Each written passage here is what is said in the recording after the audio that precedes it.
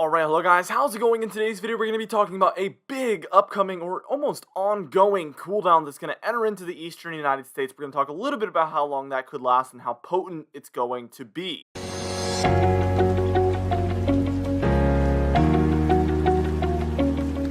Anyways, for today's comment of the day, I want to know, when do you think that we will see a return of the very hot temperatures to the eastern United States? Let me know in the comments down below, and I'll be picking one of those for tomorrow's video. I would also like to mention that we just made a Patreon post going more in depth about the exact date time frame that I do expect this cooldown to end in a return on the warm-up. So if you do want that actual answer to what I'm thinking, you can join the Patreon today.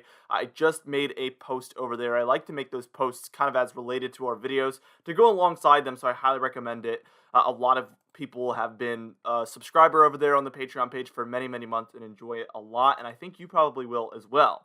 Now I'm just going to go in 10-day increments to just explain how this previous May has gone. Here's the first 10 days. It was pretty cold, and not going to lie, in the eastern United States.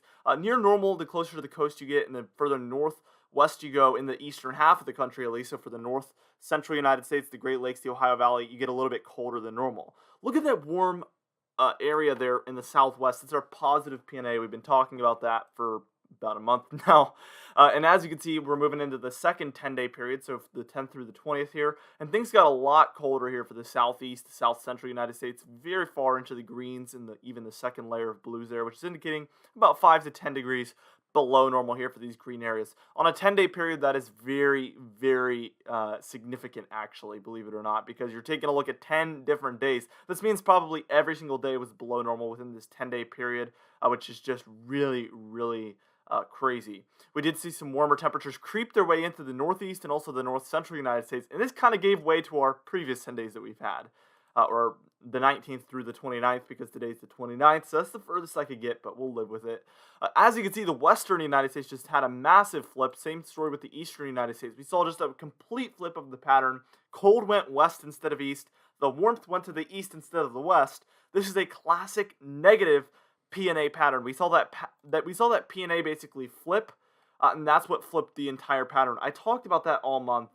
You kind of heard me if you keep up with our videos leading to this, talking about how once the PNA went negative, that would be the thing that would flip the pattern. And sure enough, that is exactly what happened. As you can see, the West Coast is very, very cold here the previous 10 days, and that is a negative PNA that allows the warm air to go east. As you can see, the Ohio Valley, the mid-Atlantic there, and then even through the northeast, very far above normal, 5 to 10 degrees above normal there for the past 10 days, which again means probably every single day was above normal temperatures.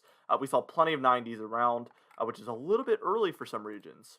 Anyway, what we're going to do here is we're going to move on, and we're going to take a look at some of the individual days coming up. We're going to talk about how long this cooldown could last. We are going to talk about how potent it's going to be, when it's going to be the most potent, some of the actual temperatures as well, and then we're going to even take a look at what NOAA has to say. All of those things are coming up in just a moment.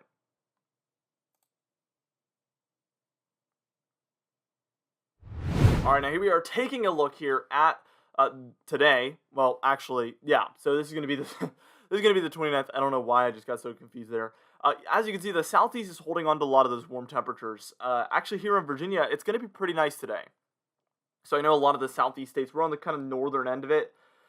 It's going to get up to 80 today here where I'm at, 81, with some thunderstorms later and some raininess. So it's not going to be like super nice. It's not going to be sunny and hot, but it will be warm, even though it's cloudy a little bit.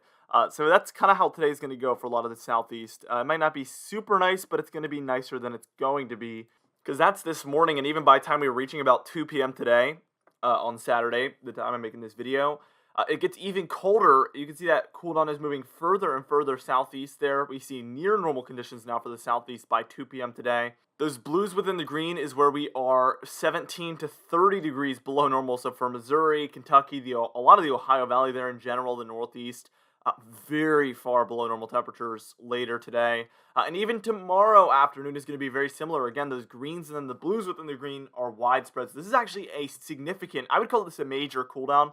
significantly below normal here, widespread throughout the eastern half of the country. This is kind of giving me flashbacks to just a couple weeks ago, the temperatures that we were dealing with. But by the time we reach Monday, that's going to be Memorial Day. Obviously, we're thankful for all of the fallen soldiers throughout our country's history and I guess around the world. The weather actually is not going to be that nice. And I know a lot of people are hoping to cook out, have a good summer day. It usually kind of is considered the first day of summer. People usually finally start doing summer-like things on Memorial Day. But really, in many regions, it's going to be the 70s. So most people are not going to want to be swimming. It's going to be pretty nice to be outside if you're not going to be in the water for most areas. But most times people like to swim if they do have a pool. I don't think it's going to be one of those days here. Although I will say that it isn't as cold compared to the 2 days before it. So maybe it will be a little bit nicer. But I'm not seeing that right now, unfortunately. By the time I reach Tuesday, which is going to be June 1st, my June forecast will be coming out on Tuesday, by the way, June 1st. I've been trying to do them on the 1st of every month. I think that's kind of a more appropriate time to do it. And, it just kind of works. It really does. So you can look forward to that coming out on June 1st. We're going to see near normal conditions here for the eastern United States. Another thing about this day, it's the first day of meteorological summer. So meteorological spring is almost over, guys. And by June 1st, we will be officially in meteorological summer. You can see the heart of that cold is actually now located over the south central United States by this point. And we also see very warm temperatures in the west still. That is indicating a positive P&A is still in place. A very strong one, that is. So my Patreon post talks a lot about that. We go in depth on the P&A. Again, if you want to check that out, that'll be in the description and in the pinned comments down below. I highly recommend you do so. I know a lot of people love the Patreon page.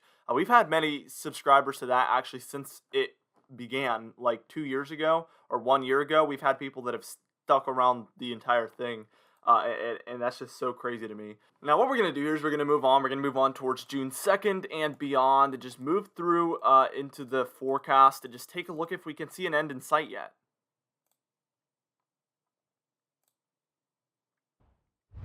All right, now here we are taking a look here at Wednesday, June 2nd. And as you can see, again, the eastern United States, especially the eastern quarter there or the eastern third, near normal conditions, really. That is what we are taking a look at here.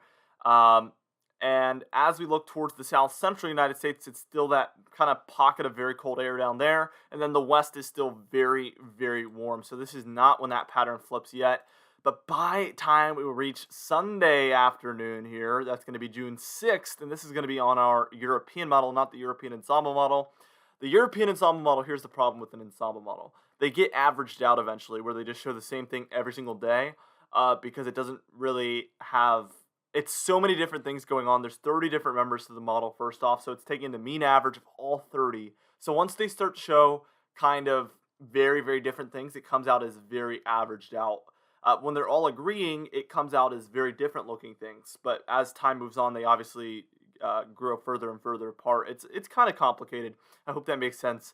But when we're taking a look at the European model, this is not 30 members. This is one opinion. So we see it never gets averaged out because it's just one opinion. We see that there is a cool down eventually for Western Canada and the northwestern United States there. That is a negative P&A beginning. As you can see, actually, some warmer temperatures head out east a little bit. Here is those actual temperatures. You can see it's going to be kind of mid to upper 80s for a lot of areas, some in the lower 80s, upper 70s, but still a lot nicer than the weekend before it. I think this could be a time frame to watch where this could be coming to an end. And by the time we're reaching Monday, that's going to be June 7th, you can tell we're definitely in a bit of a warm-up, especially for the northeastern United States. That could be the beginning of an upcoming warm-up, but we do touch a lot on that again in the Patreon post if you want to check that out and see a little bit more of an in-depth opinion. Anyway, for our confidence tab, we're at a 6 out of 6. We know this cooldown is coming because it's already started, so my confidence is basically through the roof in that. Anyway, for today's comment of the day, I asked you guys, how are you hoping this upcoming summer goes? Because yesterday we posted our official summer forecast. You can check that out today. But Jennifer Vetz, sorry if I'm saying your name wrong, said, I hope I get crazy thunderstorms a lot this summer. I love thunderstorms. A lot of people did not get a lot of thunderstorms this June. I asked a comment of the day the other day about how many thunderstorms you've gotten, and pretty much everybody got less than what they normally get. So I think this is the reason why we got this comment of the day, because so many people want more thunderstorms than they've gotten. Anyway, for today's patron highlight of the day, I want to thank you all for supporting the channel, but especially our platinum patrons, John Benedict, James Wade, Dovey Nagel, Larry the Pan, and Donna Carnes, alongside our diamond patrons, Bill Roberts, Marcus Connolly, Noah Harley, Michael Codalessa, Catbite, Charles Stinnett, Cindy Klein, Mark J, Luke Flago, Gary's, and John Quilisi. And Dwight Phelan as well. Sorry, I always forget you. Anyway, for today's channel member highlight of the day, I would like to thank you guys for supporting the channel as well, but especially our Weather Top Dogs, Hair Farms 1, and Catbite as well. Anyway guys, thank you so much for watching this video. Be sure to destroy the like button, be sure to leave a comment down below to help that YouTube algorithm out, and be sure to subscribe if you like weather related content. I will see you guys in the next video.